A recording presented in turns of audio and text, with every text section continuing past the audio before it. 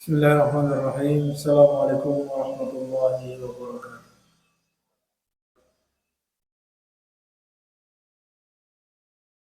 إن الحمد لله نحمده ونستعينه ونستغفره ونعوذ بالله من شرور أنفسنا ومن سيئات أعمالنا. من يهده الله فلا مضل له ومن يضلل فلا هادي له. وأشهد أن لا إله إلا الله وحده لا شريك له وأشهد أن محمدا عبده ورسوله. اللهم صل على محمد وعلى آله وصحبه ومن تبعهم بإحسان إلى يوم الدين. أما بعد، إخواني وأخواتي بالله rahimani wa rahimakumullah. Insyaallah ta'ala kita akan melanjutkan kembali pada hari ini, pada hari Sabtu tanggal 6 Juli 2024 yang bertepatan dengan tanggal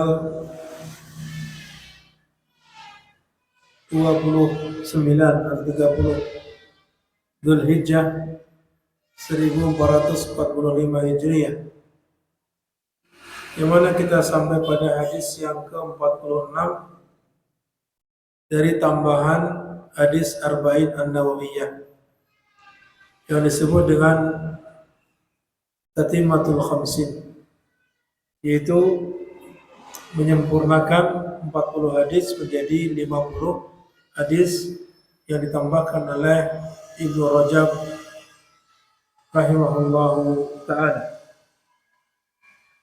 Pada hadis yang ke-46 ini, di mana hadis itu diriwayatkan dari Abu Burdah, dari bapaknya, dari Abu Musa, dari Abu Burdah, dari bapaknya Abu Musa al-Ash'ari, anna Nabi sallallahu alaihi wasallam ba'athahu ilal Yaman,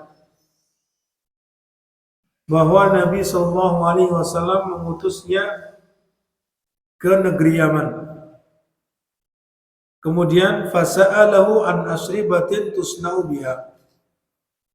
Lalu Abu Musa al-Ash'ari bertanya kepada Nabi sallallahu alaihi wasallam tentang suatu minuman yang dibuat di sana. Faqala ma hiya, maka Nabi bertanya, minuman apa itu? Qala al-bit'u wal mizru. Maka Abu Musa al-Ash'ari menjawab, minuman itu namanya al-bit'u wal mizru. Al-bit'u wal mizru. Nanti akan dijelaskan makna al-bit'u itu adalah perasan dari korma, perasan dari apa? Asal sari pati daripada madu. Kemudian yang kedua al-mizru adalah nabidus syair, yaitu perasan daripada anggur gandum. Maka faqila li Abi Burdah, perawi riwayat ini ditanya, Abu Burdah ditanya, wamal bit'u, apa itu yang dimaksud dengan al-bit'u? Qala nabidul asal. Maka beliau menjawab, nabidul asal, yaitu nabid itu perasan daripada madu. Wal mizru nabidus syair. Demikian pula al-mizru itu adalah perasan daripada gandum. Faqal, maka jawaban Nabi sallallahu alaihi wasallam terhadap pertanyaan Abu Musa terkait dengan dua jenis minuman itu, maka Nabi menjawab secara umum bahwasanya kullu muskirin haramun. Kullu muskirin haramun. setiap yang memabukkan itu hukumnya haram. Berarti tidak memandang apakah itu asalnya dari gandum, asalnya dari anggur, atau asalnya dari apa saja, selama itu memabukkan maka hukumnya haram. Nah, itu jawaban Nabi SAW kaitannya dengan masalah apa yang ditanyakan oleh Abu Musa Al-Asy'ari, di mana beliau menjawab bahwasanya apa saja baik itu minuman atau makanan yang memabukkan maka hukumnya haram. Karena di sini Nabi SAW tidak mengkhususkan kaitannya dengan minuman saja. Beliau katakan kullu muskirin, setiap yang memabukkan. Para ulama menyebutkan bahwasanya kata kullu ini menunjukkan umum, karena itu termasuk bagian dari lafaz-lafaz yang menunjukkan umum.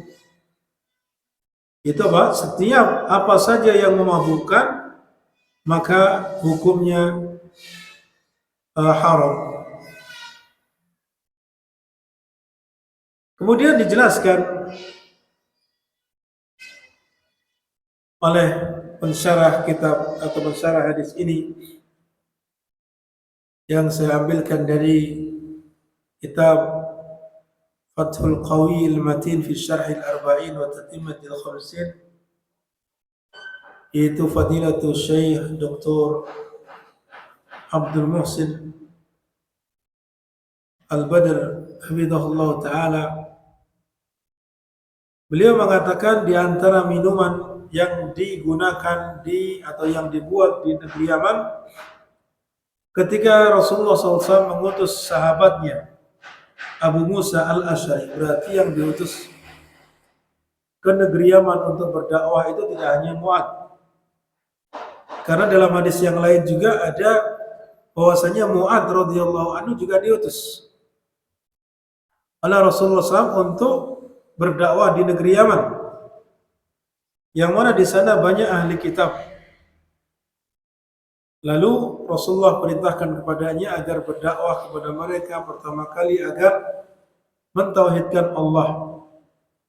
Berarti yang diluruskan akidahnya dulu supaya mereka masuk Islam.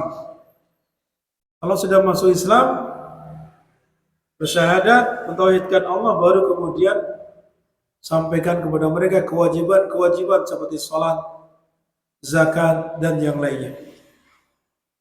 Adapun dalam hadis ini, beliau Abu Musa Al-Asy'ari juga salah satu sahabat yang diutus oleh Rasulullah SAW untuk berdakwah ke negeri Yaman.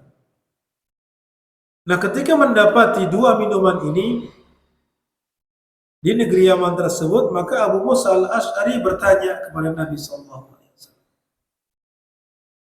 apa hukum al-bid'u dan mizru itu?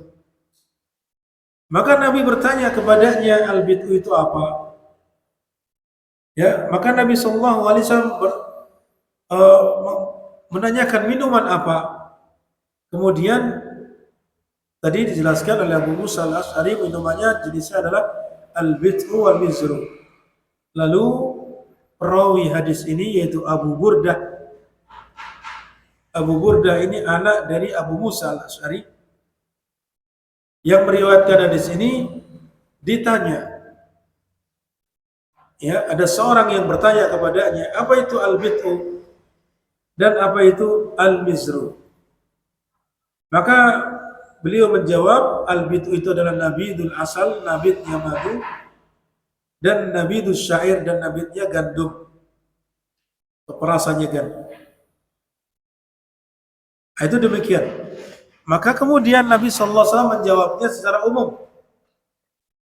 Jawabannya adalah merupakan jawaban yang sifatnya jami', ya, mencakup kepada seluruh perkara-perkara, baik itu bentuknya minuman atau makanan, yang tidak hanya berhubungan dengan dua minuman tadi, yaitu kullu muskirin haram. Ya, kullu muskirin haram. setiap yang memabukkan maka hukumnya haram. Di sini Nabi Shallallahu Alaihi Wasallam menjelaskan keharaman itu adalah didasari karena memabukkan. Ya, jika itu memabukkan maka hukumnya haram. Berarti apa saja yang memabukkan maka itu hukumnya haram. Baik itu minuman, ya, ataupun makanan. Ini menunjukkan setiap apa-apa saja yang berupa minuman maka ya itu hukumnya haram. Bagi yang adapun yang tidak memabukkan maka hukumnya tidak haram. Ini sebagaimana dijelaskan di dalam Sahih Bukhari. Ya. Kemudian yang berikutnya dikatakan bahwasanya ada riwayat yang lain yang menjelaskan tentang ada sebuah hadis atau sebuah perkataan Ibnu Abbas ketika ditanya An Abi Al-Juwairiyah qala, dari Abu Juwairiyah beliau mengatakan saya bertanya kepada Ibnu Abbas ya tentang al-badhiq. Faqala sabaqa Muhammad sallallahu alaihi wasallam al-badhiq. Fama ashkara fahuwa haramun. Al-badhiq itu salah satu nama dari khamr. Salah satu nama dari khamr. Di mana beliau menjawab bahwasanya Nabi sudah menjelaskan sebelumnya setiap yang memabukkan itu adalah haram. Ya. Setiap yang memabukkan adalah haram. Kemudian dia mengatakan lagi dari Abu Al-Juwairiyah tadi, itu adalah asyrabul halalut thayyib, itu minuman yang halal yang baik. Maka Ibnu Abbas menjawab, laisa ba'dal halal thayyib illa al-haram al-khabith. Tidaklah selain yang halal yang bagus itu kecuali haram dan buruk. Artinya ketika itu memabukkan maka itu bukanlah minuman yang baik, bukan pula minuman yang halal. Itu begitu. Sedangkan tadi al-badhiq dikatakan termasuk bagian dari salah satu jenis khamr. Ya, salah satu jenis khamr. Itu demikian. Maka ini juga menjelaskan selain dari dua macam tadi al-bit wal mizru, kemudian al-badhiq, karena itu semua memabukkan maka hukumnya haram. Adapun dahulu di awal-awal Nabi Shallallahu Alaihi Wasallam ya mengharamkan khamr itu hanya dari beberapa jenis saja dan di tempat tertentu. Waqad kana Rasulullah sallallahu alaihi wasallam fi awal al-amri harrama al-intibat fi awiyatin muayyanatin.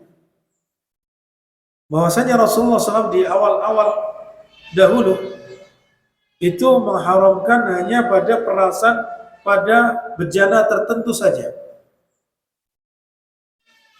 Ini sebagaimana disebutkan dalam hadis yang ya disebutkan dalam hadis Bukhari dan juga Muslim,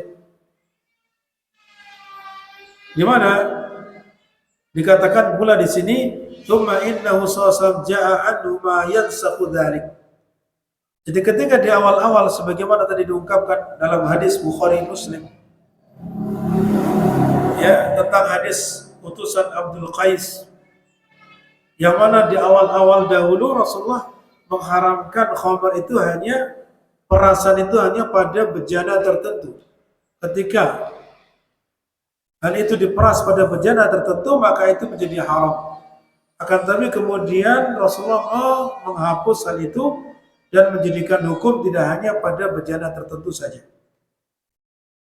Di mana dalam hadis yang lain yang menghapus hukum tersebut yaitu dalam hadis Buraidah ibn al-Khusayb, di mana beliau mengatakan qala Rasulullah SAW, Rasulullah sallallahu alaihi wasallam bersabda, nahaitukum an ziyaratil kubur fazuruha. Saya dulu melarang kalian untuk ziarah kubur di awal-awal. Di awal-awal Islam, Rasulullah melarang ziarah kubur supaya mereka tidak tercebur ke dalam perbuatan syirik. Kemudian Rasulullah merintahkan fazuruha, sekarang ziarahilah. Berarti di sini ada perubahan. Perubahan hukum terkait dengan masalah ziarah kubur yang tadinya diharamkan, dilarang, lalu diperintahkan. Walaitukum an luhumil adhahi fawqa salatin fa'amsiku ma badalakum. Dahulu di awal-awal, ya, ketika disyariatkan untuk berkorban, Rasulullah melarang untuk menyimpan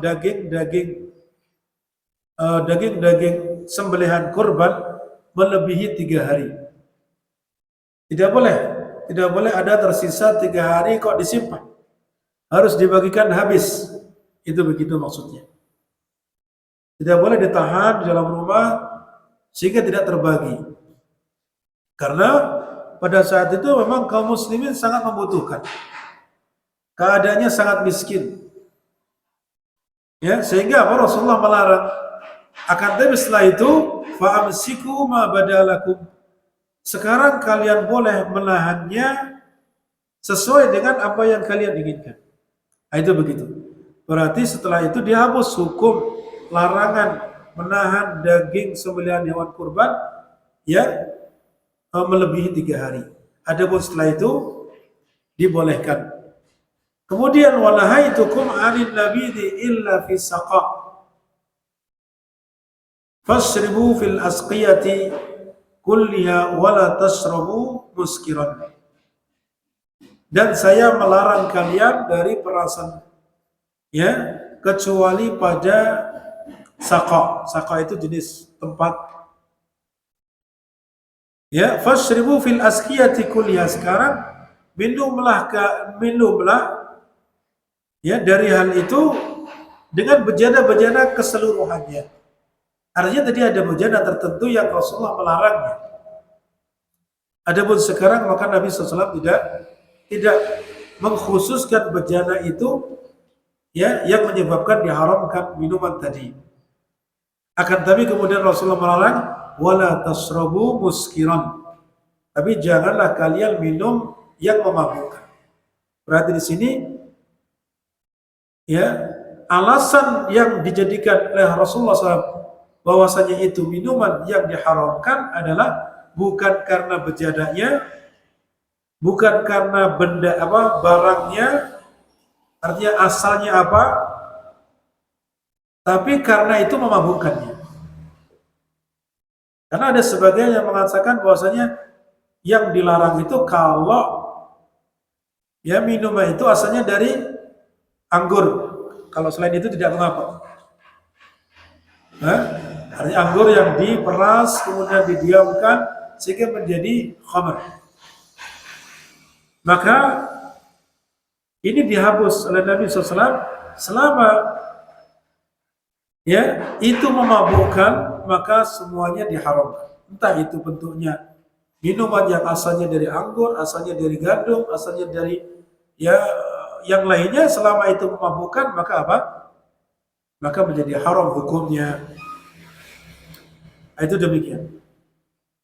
Ini kaitannya dengan hadis tadi tidak lain adalah menjelaskan bahwa ada beberapa perkara yang dahulu dilarang kemudian dibolehkan.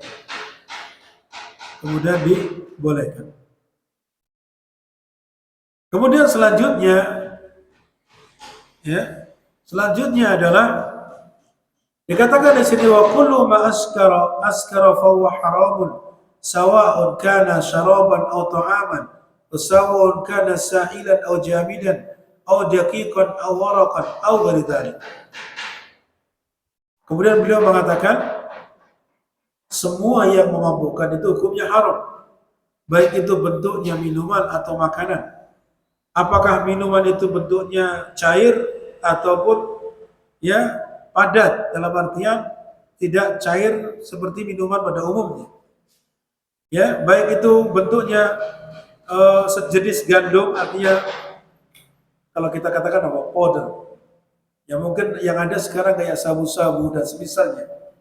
Nah, itu sama saja, kalau itu memabukkan, menyebabkan akal tertutupi, itu adalah haram. Awarakon atau bentuknya kertas, dedaunan, ya, maka jika itu adalah memabukkan, maka hukumnya haram. Fa inna kulla dzalika dakhilun tahta qoulihi sallallahu alaihi wasallam kullu muskirin haramun. Bahwasanya itu semua masuk dalam kategori sabda Rasulullah SAW, setiap yang memabukkan hukumnya haram. Kemudian yang selanjutnya beliau hafizahullah ta'ala menjelaskan, khamr itu adalah ma khamaral aqla wa ghattahu. Disebut khamr itu adalah perkara-perkara yang menutupi akal. Ya, perkara-perkara yang dapat menutupi akal, artinya menjadikan akal itu tidak bisa digunakan, tidak berfungsi, jika tertutupi. Nah, itu demikian. Fa kullu ma kana kadzalika dakhilun tahta qouli sallallahu kullu muskirin haram. Maka setiap apa saja yang masuk dalam kategori itu, artinya yang menyebabkan akal ini hilang, menyebabkan akal itu tidak berfungsi, tertutupi, maka itu masuk dalam kategori kullu muskirin haram. Wa kullu syai'in askara katsiruhu fa qaliluhu haram. Demikian pula setiap yang memabukkan itu, sedikit atau banyaknya, itu sama hukumnya. Jadi tidak kemudian, oh kalau saya minumnya hanya sedikit tidak mabuk kok. Maka ini ya, kalau itu hakikatnya adalah minuman atau benda yang memabukkan, makanan yang memabukkan, maka hukumnya haram. Walaupun ketika dia minum sedikit tidak menyebabkan haram, tidak menyebabkan mabuk, maka tetap sama hukumnya, tidak dibolehkan. Ya, tidak lain itu adalah apa? Saddan lidzari'ah al-musila ila al-muskir. Tidak lain itu adalah untuk mencegah supaya tidak sampai kepada ya mabuk, ya, walaupun sedikit. Walaupun itu adalah berasal dari anggur atau yang lainnya. Karena apa? Ada sebagian ulama dari negeri Kufah yang mereka berpendapat bahwasanya kalau dia minumnya sedikit dan tidak mabuk, ya idza lam yakun minal inam fasyurbu sa'id. Bahwasanya kalau itu, ya misalkan minuman itu sedikit, dan kalau minum dia tidak mabuk, yang bukan berasal dari anggur, artinya khamr itu bukan berasal dari anggur, maka meminumnya adalah boleh. Maka ini pendapat ini tidaklah benar, tidak berdasarkan dalil, dan hukumnya tetap haram. Karena Rasulullah SAW ya telah bersabda, ma askara katsiruhu faqaliluhu haram. Apa-apa yang banyak itu menyebabkan mabuk, maka sedikit dari hal itu juga mabuk. Hukumnya haram. Jadi kalau ada sesuatu yang jumlahnya banyak, ketika dia minum melebihi dari 1 gelas, 2 gelas, kemudian mabuk, maka minum sedikit saja itu juga hukumnya haram. Itu sebagaimana sabda Rasulullah SAW dalam hadis yang lain. Ini sekali lagi bahwasanya lafadznya bersifat umum, masuk segala perkara yang memabukkan, baik itu yang berasal dari anggur atau yang lainnya, sehingga tidak dibolehkan untuk mengkonsumsi semua perkara-perkara yang memabukkan, kecuali apabila dalam keadaan darurat. Dalam keadaan darurat tentunya yaitu sebagaimana kaidah dalam kaidah fikih, ad-daruratu tubihul mahdhurat. Sesuatu yang darurat maka itu dapat membolehkan perkara yang diharamkan, perkara yang dilarang. Contohnya kalau misalkan dia ada sesuatu yang tersedak, menjadikan dia tersedak, atau dia makan sesuatu lalu tertahan di jalan, ya, jalan makan itu lalu tidak bisa masuk. Lalu dia kalau tidak ditolong, dibantu dengan air, maka tidaklah dia akan bisa bernafas atau bisa jadi akan mati. Dia mencari air tidak ada, yang ada hanya khamr. Yang ada hanya khamr. Maka dalam hal itu dia boleh, ya, dalam rangka supaya dia menyelamatkan nyawanya karena tidak ada air minum, adanya adalah khamr, maka apa? Dia boleh menggunakannya karena dalam keadaan darurat. Itu demikian. Ini kaitannya dengan makna daripada hadis tersebut. Adapun faidahnya, di antara faidahnya adalah di mana ya disebutkan di sini hirsus sahabah radhiyallahu anhum ala ma'rifatil ahkam syar'iyyah. Semangatnya para sahabat ya di dalam mengetahui hukum-hukum syar'i.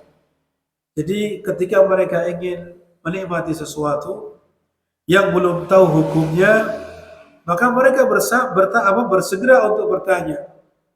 Sebagaimana yang dilakukan oleh Abu Musa al-Asy'ari tadi, bertanya kepada Rasulullah SAW tentang hukumnya. Ya, itu demikian.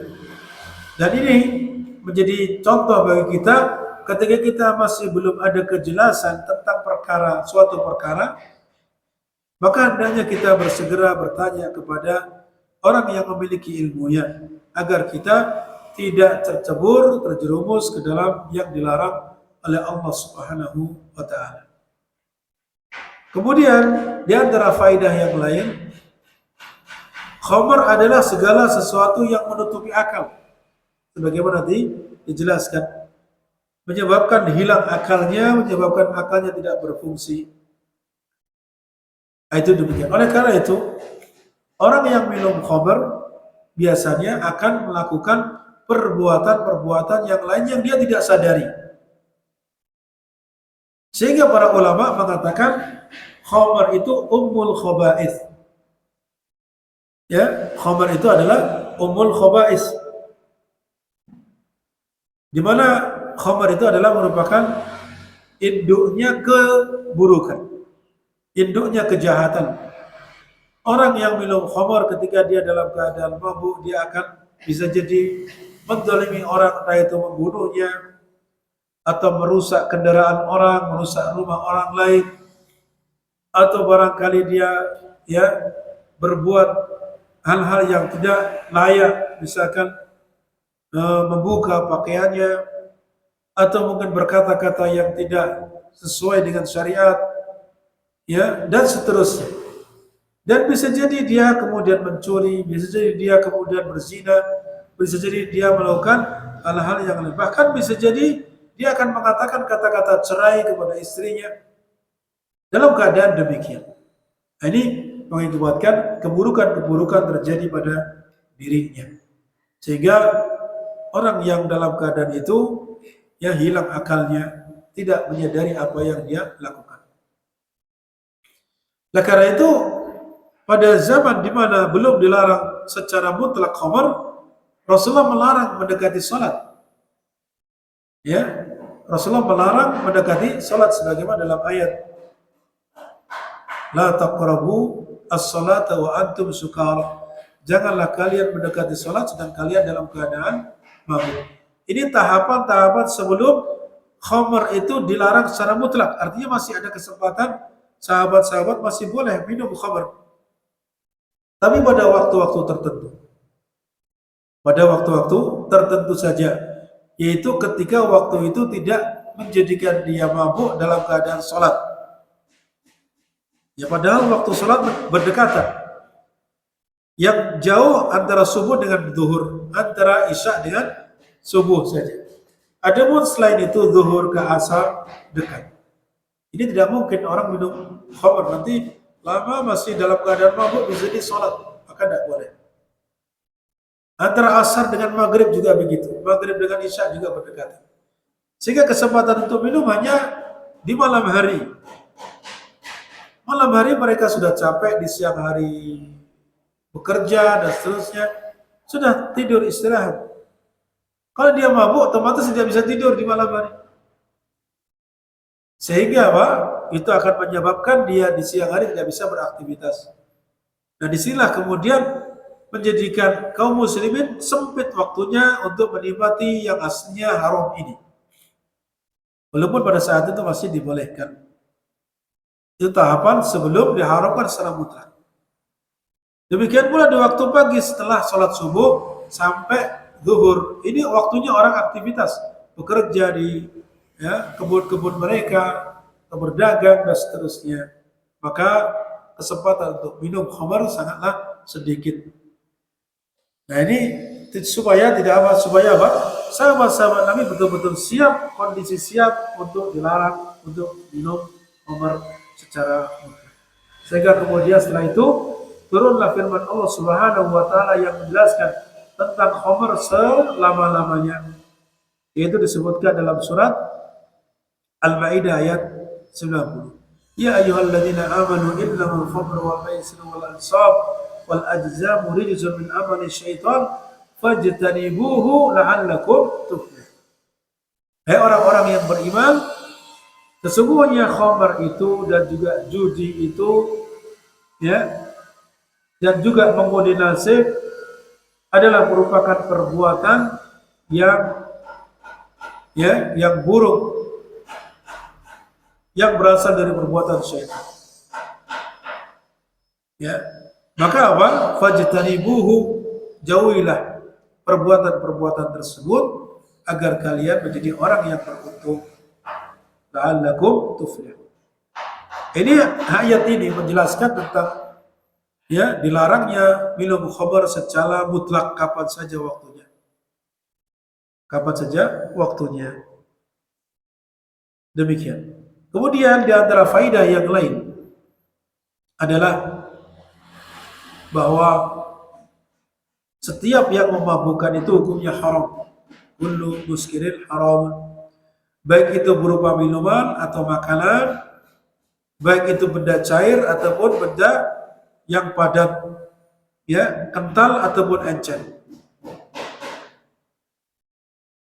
Kemudian yang selanjutnya bahwasanya kamalus syariah wastimaluha ala qawaid kulliyah amah. Sempurnanya syariat Islam di mana di dalamnya mengandung kaidah-kaidah yang menyeluruh yang bersifat umum. Sebagaimana dalam hadis ini di mana Rasulullah ketika menjawab pertanyaan Abu Musa al-Asy'ari tadi, maka beliau menjawab dengan kaidah yang bersifat umum.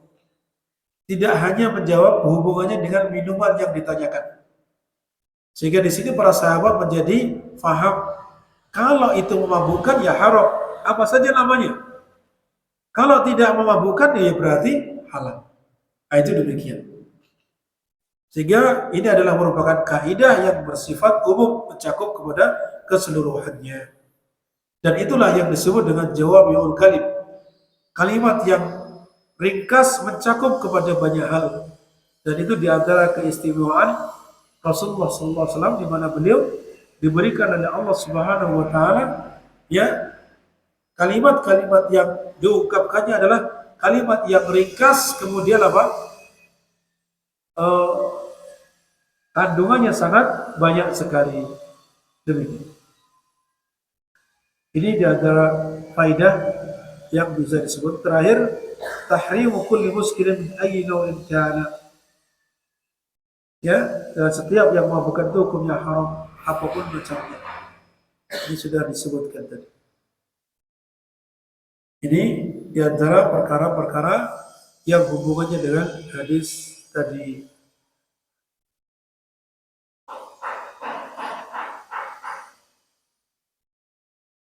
Ini barangkali kita cepat sampai di sini. Ada sedikit kepentingan. Maka insya Allah kita lanjutkan pada pembahasan yang lain, yaitu hadis ke-47, yaitu pada hadis yang diriwayatkan oleh Miqdam Ibn Mahdi Karim, yang insya Allah kita sampaikan yang akan datang biidznillah ta'ala. Kita cukup sampai di sini. Kita akhiri dengan kafaratul majlis. Subhanakallahumma wa bihamdika asyhadu an la ilaha illa anta astaghfiruka wa atubu. Assalamualaikum warahmatullahi wabarakatuh.